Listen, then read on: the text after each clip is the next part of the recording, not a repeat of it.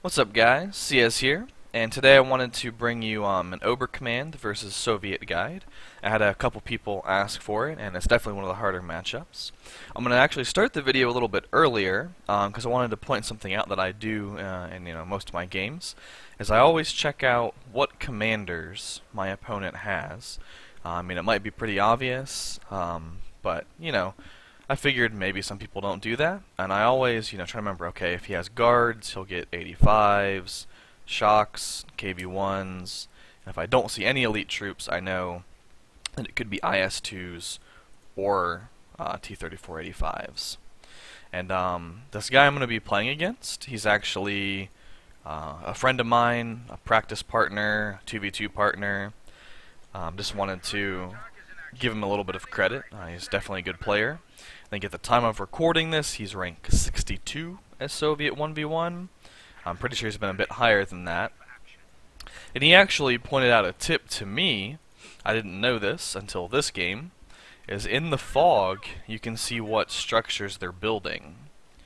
So I guess this is the shape of Tier 2 as Soviet, and then a circle or more of a square shape, that's kind of rectangular or oval. Circle/square is Tier 1. That's really useful because your decision of tech is going to be based a lot on whatever they tech. And our chat here, you can basically just ignore our chat or just, friendly banter. I apparently said Shay Shay in Chinese to him properly and all this stuff. So, anyways, my cap order on this map, on this side, I like to have my Sturms come grab the fuel. Fuel is really important. I could have the Volks grab the fuel and the Sturms grab the Muni. It doesn't really matter that much either way. You want to... Basically my thought is you want to grab this cover, you want to grab your fuel, that way you can control this house, which kind of lets you control the north, especially early game. Capping down here against Soviet's not really that good. I guess your Sturms could go in this area, because it's so, close quarters, but there's a lot of red cover, so I feel like even cons have the potential to bleed your Sturms a lot. So I generally don't push this area very much very early as Oberkommand against Soviet, and even against US. If I'm on the side of the map, I'll cap up this area, definitely, but not when I spawn here. So, we know he's Tier 1, because of this. I mean, he told us, but I would have known anyway. And we know he has some cons, just not how many. So we're not yet facing a sniper, and probably not yet facing an M3. I don't hear anything in the fog. Oh, wait, maybe now I do. I don't remember if I was checking in the fog, but that's another tip. You can actually hear vehicles. I think I just heard something. You actually hear vehicles moving in the fog, and you can see like that right there, that right there. Yep. So now I know that he has an M3. I'm pretty sure I knew that, which is why I wasn't pushing in with these Volks. I mean, the other reason I wasn't pushing with the Volks because red cover all up in this area, and I knew he had a squad in here. I didn't want to push into close quarters in red cover against cons. So yeah, here he tries to cut off my munition. It's okay, Sturms take care of it. I hopped in this house just to get some line of sight, see what's going on, and he does in fact have the M3. I don't have any AT on that squad, no reason to keep them sticking around, so I just had them peace out. I'm actually going to turn the music down just a little bit. Music volume. Okay. And okay, so I know he's Tier 1, and so I get the Mechanized Regiment HQ because I'm going to want to get either a 251 Flak or a Puma as my first fuel purchase, since I know that he won't have any access to heavy AT very early on, which should give either of those units quite a lot of time to be highly effective. And of course I'm picking Fallschirmjägers because, in my opinion, of the 3 base commanders that Oberkommand gets, this is the best 1v1 commander. Other people like Panzer Fusiliers, and if you like Panzer Fusiliers, I'm not going to hold it against you. I just cannot seem to make them work for me or something. I just don't like them as much as the MG34s and the Fallschirms. Alright, so I saw a unit get sniped here. So we know he has a sniper and he has a flame car. I pick up one MG. Normally, my Obercommand build involves 2 MGs, but against a sniper and against an M3, I don't want 2 MGs because they're more of a liability against those units. I mean, they're pretty good against flame cars, but you need Fausts and stuff to actually, make them as good as they can be against cars. And so, oh crap, let me turn off this. I forgot to go offline for making the video. I don't want stuff popping up and whatnot. And I would just re-record it, but I actually am going out of town today, and I'll talk about that a little bit later at the end. So I don't have a ton of time to re-record it. So we're just going to deal with a couple little Steam notifications, no big deal. So as I was saying, MG42s are so strong against M3s because of the ability to Faust. So if the M3 pushes into your MG42, if you're playing correctly, will have a Gren squad there, and you're going to Faust it, and the Faust damage plus the MG42 damage is going to finish it off most likely. And as you can see here, it's still pretty good against the M3, but really the Shrek in the house is preventing him from pushing in. And this is kind of a nice position for me because if he tries to drive up and flame the Shrek out of the house, well, the MG shoots him. If he tries to drive up and flame the M3, well, the Shrek shoots him. So Zarkcloud makes a good move here, cuts off my fuel. But, I have my Shrek now, I have my MG34 in the mid, and some green cover. Well, apparently, I guess the gunner dude's in green cover. I guess the rest of the guys aren't. You gotta love that kind of squad AI. Alright, so now we see he has 2 snipers, which is definitely a huge annoyance for Obercommand because you don't have a great counter to snipers. Luckily, Pumas are pretty good against them, and yeah, he's still harassing me more. This is what I wanted to point out as well. One of the hardest parts about Soviet versus Obercommand is the strength of their mines and their demo charges. And I guess, yeah, he messed up a little bit there and lost a squad. But anyway, so Soviet mines and Soviet demo charges are obviously extremely good. Even the US demo charges are good. But the ability to spam mines everywhere as Soviet is definitely a problem. Because Sturm Pioneers are extremely expensive, and they're the only unit you have that can get a sweeper. And so, as Auster, for example, it's pretty easy to have 2 Pios running around the map sweeping. It's a lot harder as Obercommand to do the same thing. So you have to really pay attention to where mines could be and would be. And actually, the game we played before this, Zarkcloud beat me pretty badly actually, and he was just wrecking me with demo charges. And so in this game I was being a lot more careful. I knew his engineers were down here. I didn't want to risk this squad. I didn't want to risk the Puma. So I'm just bringing up the sweepers, and there we go. Found a mine. So at this point I know he's planting mines, and this sweeper was actually my 2nd munitions purchase. So I got 1 Shrek for the M3, and then I got sweepers right away. And here, I'm pretty lucky actually to get that squad out, although I guess the cons were mostly focused on the Puma. They do get, some retreat shots, but yeah, that guy, pretty lucky to get out. And here, yeah, last game, I didn't go Puma first, and so, but last game I didn't know that trick of seeing the tier 1 and the tier 2, so I assumed, that I should just go healing truck last game. I don't know if this is intended. I have mentioned it to Relic, but, in the meantime, I guess you might as well just use it. And here we can see that he ended up putting up tier 2. So we can see tier 1, tier 2, HQ. So yeah, it's a pretty nifty little trick, being able to know when your enemy techs, and it actually doesn't work for Obercommand. I don't think that the Soviet can see. Okay, I guess you can see, but it looks exactly the same, so you have no idea what it actually is. Alright, so here, I think he got a little bit antsy. I can't tell if my Shrek bugged out or not. It seemed like it didn't want to shoot, I get pretty lucky again getting that guy out against the Flamers, but my Puma's here to save the day. Unfortunately misses the first shot. But stay away from the guards, don't want to get buttoned. Pick off the M3. Force the snipers to retreat.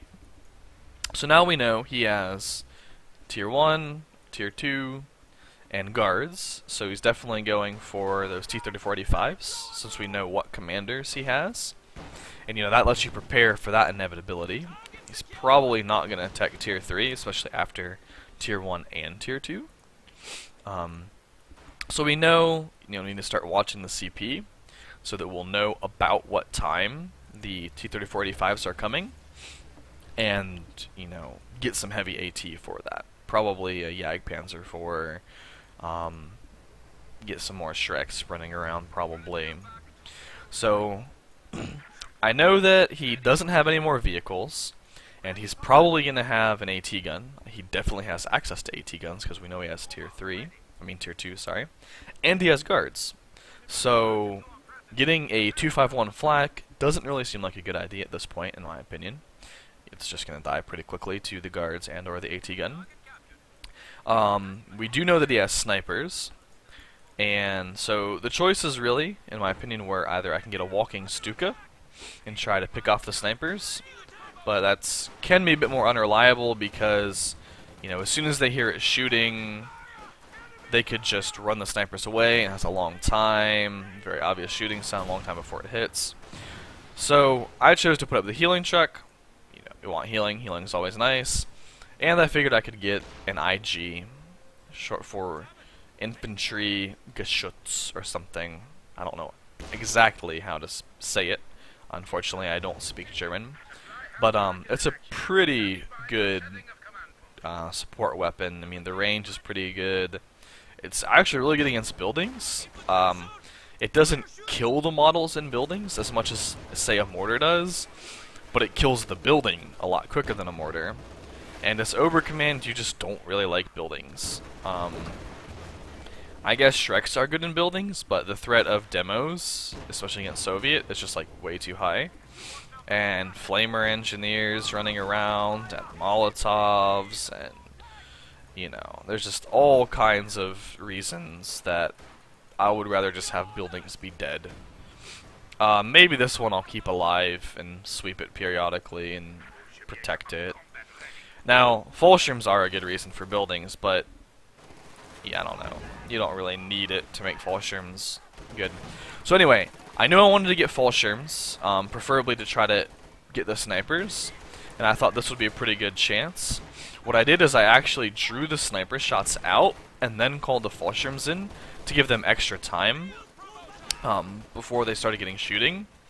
And then what I did there is I knew his sniper was about to shoot, so I got out of the house. That way he wouldn't be able to shoot. He would have to re-aim and all that. Just buy me some extra time to not get sniped, because Fallschirms getting sniped is not good. He probably should have retreated this guard squad a lot earlier, because it's so low health, and as I've said before, health is more important than the number of models in a squad when retreating. Just like he probably should have retreated that sniper instantly. I don't think he expected the Fallschirms in the house to be that strong. I thought the Puma was going to get one of those models, but I guess not. So yeah, I think that's why he probably didn't retreat that sniper instantly. I'm really paranoid when I'm playing with snipers, so I probably would have just retreated instantly and not risked it. And yeah, here he basically throws in the towel, sort of, and his AT gun bugged there, which is pretty unfortunate. I probably should have just blown it up. I didn't realize what he was talking about when I grabbed it. I was just like, oh look, a CieZ's gun, I want that. But yeah, if I had known, I probably would have just left it there for him. Because, yeah, the bug is pretty stupid. So when he's here, I guess this guy should have been a little bit more behind the house. I just wanted to wait until he was, capping up. Get the Fallschirms back in the house to wreak some havoc. And, you know, he pretty much, between the MG, the Puma, the Fallschirms, pretty much has to retreat all of that instantly. So, normally, you know, I think Soviet's a lot more difficult than this. I think I caught Zarkcloud off guard in this game, and just knowing about this tech glitch, bug, feature, I don't know what you call it, that really helped the early game, because the hardest part about Soviet for me was always knowing which tech they went. You know, you can drive the truck into the base, but that's risky, because if they go tier 1 and grab an M3 first, they're just going to chase their truck all the way home and it's going to die, and that's a pretty big loss. And we're just having some more friendly banter. Talking about the last game we played. I guess one of his MGs bugged in the last game, but, well, it's actually one of my stolen MGs, so it didn't really matter in the last game. He ended up winning anyway. Yeah, I'm just planting mines around. I have 2 Shreks. I don't need a third one yet. We know he's going to 3485s. He might be at 7.5 CP, maybe 8 at the most. I guess we can check. Nope. He's right where I am in CP. I'm actually a little bit ahead, which is interesting. Usually, the player that's losing is slightly behind in CP. So that's just one good way to, you know, keep track of when are those 85s going to hit. So I had plenty of manpower. I know I eventually want 2 Fallschirm squads. I figure a squad in the house up north to protect the north. Good idea. We got these guys already protecting the south with the Puma.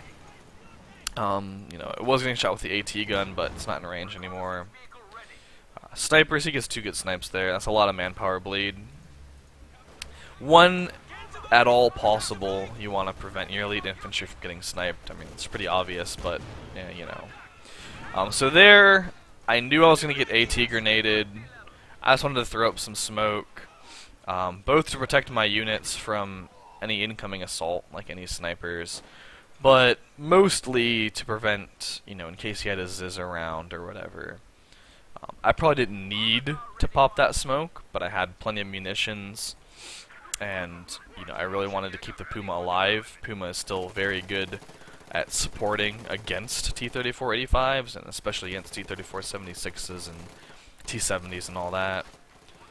I thought I might get that squadron retreat because so low health, but I've already gotten lucky enough this game. Don't need to get any more lucky. So I'm just going to go ahead and 2 times speed it to the end. I don't think anything else interesting happened. Then I'll just point out a couple things at the very, very end. And he's not being bad manner at all by saying wow or anything. Oh yeah, this was interesting. He knew I had a mine there because he couldn't place a mine there, so he knew to blow it up. I don't think I've ever had that happen to me. It was pretty crazy. So I guess that's another little thing that you can take advantage of, is if you suspect that there's a mine in an area, you can try to plant your own mine and see if it'll let you. I don't know how the interface works. I don't know if it's right on the interface or if you have to actually go there and try to plant it and it cancels. But I'll have to play around with that more. Alright, so my last fuel purchase is going to be a walking Stuka. You know, I said that I wanted one earlier, but I wanted to get the Geschütz up first because I also wanted the healing. And I know that I have enough fuel to grab a Jagdpanzer if and when I need it, which could potentially be soon. But knowing that he has tier 1 and tier 2, I mean, the walking Stuka is just ridiculous against tier 2. He didn't know that I had it, so, you know, he had his AT guns clumped up, which against a Puma makes sense, because you want them both to shoot the Puma instantly. But against, you know, a Stuka, it doesn't make sense, so... Yeah, I got 13 kills on the first barrage, including a vehicle somehow. What the heck vehicle did I destroy? It might be a bug or something. I don't think I destroyed a vehicle with it, because I don't think he had a vehicle. But, yes, walking Stuka is so good against tier 2. Last game, when I was playing against him, it was a much longer game, and like I said, he ended up winning. I think I had like a 45 kill walking Stuka or something. Anyway, so the few things I want to point out, like I said, once again, I'll just remind everybody, you can apparently see what they're building in the fog. Cool to know. That's tier 1, that's tier 2. So instead of driving your truck into their base and risking it, which I had been doing, just look in the fog. Against tier 1, I would definitely open with Pumas, or 251 Flak, whichever you prefer. I tend to prefer the Puma. It's more mobile, it's less vulnerable, it skills better into the late game, but I'm just a huge fan of the Obercommand Puma. I also like the Austere Puma, but the Obercommand one is better in the sense that it gets 5 levels of vet, and comes so much earlier. Against tier 2, I would generally open the healing truck and grab a Geschütz as probably my 4th/5th unit. You know, maybe you cut a Volk against tier 2 because they're pretty crappy against Maxims, and you just want to get that IG out sooner. Again, I would not make a Kubel against either of them. I think Kubels are pretty bad against Soviet in a 1v1. In a 2v2 they can be better just because it's a lot harder to flank in 2v2s generally, and you can support your ally really well with how fast the Kubel is. So the other thing that's really, really important, I certainly learned this last game when Zark beat me, is early sweepers. If they have the tier 1, you can pick up a Shrek and then grab sweepers. If they don't have tier 1, I would probably grab sweepers with my first 30 munitions. Because even if they haven't planted any mines, the fact that you have sweepers will probably dissuade them from planting mines, which is a huge win for you, because Soviet doesn't have like that much to spend their munitions on until maybe an IL-2 comes, and strafing runs are really bad against Obercommand because of all these flak emplacements in their base. So you don't really care about strafing runs. You know, it'll pass once, maybe twice, but it's really not that big a deal. But losing entire squads, which is so easy to do against demo charges, having your Puma hit a mine and then die is really bad. Especially just losing like your Sturmpio squad to a demo. It's 4 men, and you know, it's pretty easy to lose such high value units. Fallschirms or Obears, lose that to demo, and just is so brutal. So you want to be really active with your Sturm Pioneers sweeping. You can see, I didn't even get a kill on these guys. That's pretty shocking. Normally in the early game you can pick up 5 or 6 conscript kills, but in this game they just didn't see combat, you know. They were sweeping down here, because I figured there would be a mine, and there was. And like I said, you just want to be really actively sweeping. I mean, I planted a mine there, which also sweeps there. I planted a mine here, which reswept there. I think I planted a mine over here somewhere at some point, which also swept over there. So just be very, very active with your mine sweeping.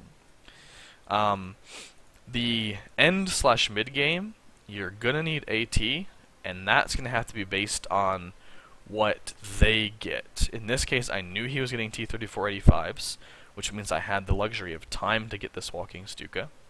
If I didn't, you know, if he had T-3476s, I do already have 2 Shreks and AT gun and a Puma. So I may have still gotten the walking Stuka instead of a Jagdpanzer IV.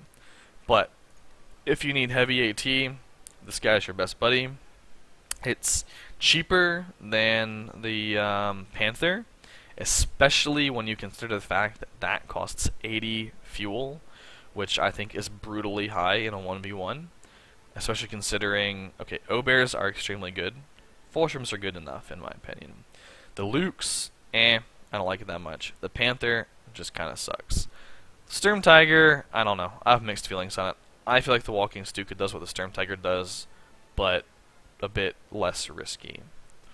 So, just like against US, right now I prefer good old Battle Group HQ, Mechanized HQ with Fallschirms. You get your elite infantry, you get your healing, you get your repair truck for your Puma, and it pretty much has everything you need. I don't like the infrared half track. I'd probably never build it against Soviet. But the most important thing against Soviet, because they're so much more broad than the US, like the US, you can get easy 8s, which are basically just heavier normal Shermans, or they can get normal Shermans. So it's a lot easier to predict what tanks and what late game units the U.S. is going to get. So against the U.S., you know, AT guns, Jagdpanzers will always, AT guns and Shreks can always do the job, maybe backed up by Puma, because their armor is not as heavy. Soviets get IS-2s, you know, T-34-85s, ISU-152, the KV-1.